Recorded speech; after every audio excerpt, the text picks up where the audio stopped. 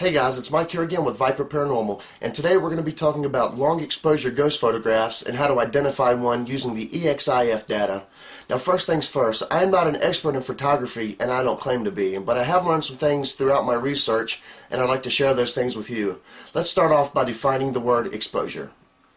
When talking about photography, the word exposure has nothing to do with nude photographs. Exposure is actually the amount of light that is let into the image sensor, or if you're using film, onto the film. The longer the exposure, the more light you're letting in. Long exposures also capture movement. Your exposure can be determined by your shutter speed or how long your shutter stays open. This can range anywhere from milliseconds to upwards of several hours. Long exposure photography has become very popular amongst photographers because it allows for really cool lighting effects. Let's start off by looking at some intentional long exposure photography, and then we're going to move on to some false long exposure ghost photographs, and after that I'm going to show you how to identify these false anomalies using your EXIF data or exchangeable image file data. Okay guys, this is our first intentional long exposure. This was a 2-hour exposure, meaning the shutter was open for 2 hours. That's how we got all these really cool lighting effects.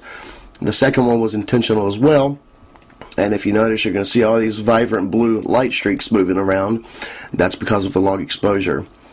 The next few we're going to look at were taken from paranormal websites.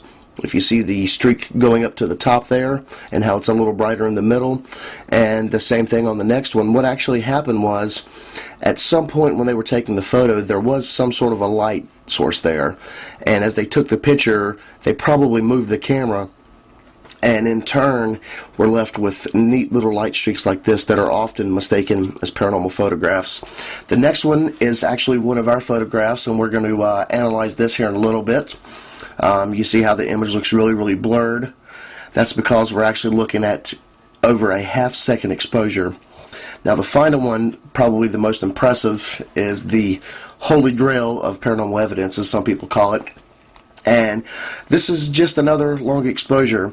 You can see it looks like a human figure there, and what happened was at some point while they were taking this picture there was someone standing in front of the photograph, and the shutter was left open too long, and at another point they moved out of the photograph when the photograph was actually captured, and it left almost a transparent apparition. Okay guys, now I'm going to show you how to check your EXIF data to see if you have captured a long exposure photograph.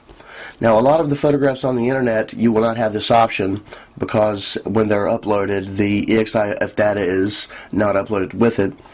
But what you need to do is go to your photographs, find the one that you want to check the information on, and right click on it. We're going to scroll down here to properties and we're going to click on that.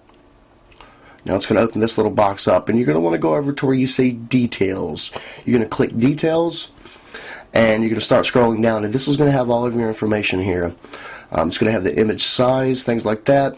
It's also going to have the camera that the photograph was taken on, the make and the model.